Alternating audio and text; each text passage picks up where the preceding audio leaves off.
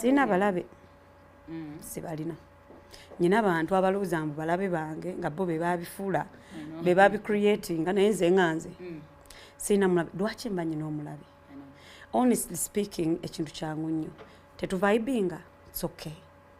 tuvibinga it's okay kola byokola osula wange olina tribe yo by tribe ntegeeza abantu abagenda okukkiriza buli kimu kyoyogera whether kituufu oba kiki genda oba nnyonnyole then nange nyina tribe yange enzikiririzaamu oba ndi mutuufu oba ndi muki so at the end of the day fenna tulina abo abantu abatakwagala lwaki ofaayo nnyo abatwagala ne batuwulira lwaki ofaayo nnyo ate kwatakwagala for me point yange muziteberanga ku bantu batanjagala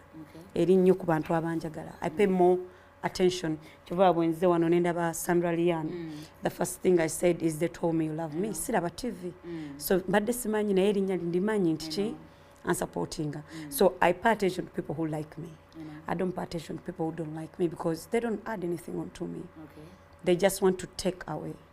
yeah I think I would rather taking it no let's talk about social media criticism abana ba social media shiba babutukola ebintu n'olanga omenye nkimanyi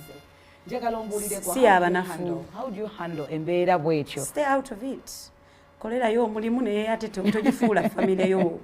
tolufuula sitting room yo mbwe eyo gyosiiba bwokera ku maca olina okusoma kye bakwogeddeko then you're obsessed you're obsessed with people's opinion also love yourself enough okwemanya okusinga okunoonya abantu b'otamanyi kye bakulowoozaako yeah love yourself tebakumanyi lwaki ofaayo nnyo so at the end of the day faayo nnyo kuba kumanyi ate abakuyisa mu ngeri etali ki ntuufu naye kati olita ku meeting angako alina gyali eyo obusungu bwe bumuluma tomanyi lwaki bumuluma ali mu kugamba gye emyaka gy'olina opostinze birthday yo si gy'olina gwe kyotamanyi naye gy'alina ne talina kye yeekolera ali mu busungu bwe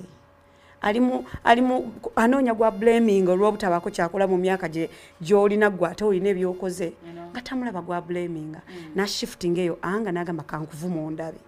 kati gwe ng'onyigira omuntu ng'oyo oli ku muntu alina ebintu ebimusumbuwa bingi fe abantu nga ffe tulina ebitusumbuwa bingi kati bw'otamanya kwekolako nodda ebbali ne weekolako n'ogamba ndabika nyina okwetereeza wano wesanga onyigidde ensi yonna so you just have to fix yourself work on yourself okwekolako tekukoma nange nkyekolako yes so yes nange kyemulowooza the grass is always greener on the other side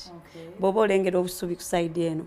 bubeera bwa green nnyo naye obutuukamu oluusi mubeeramu obutulituli ate oba obusubi bwe bwetaaga okukola ki okuziba so buli omu alina obutulituli bwe kyova olaba ngambye nti okwekolako tekukoma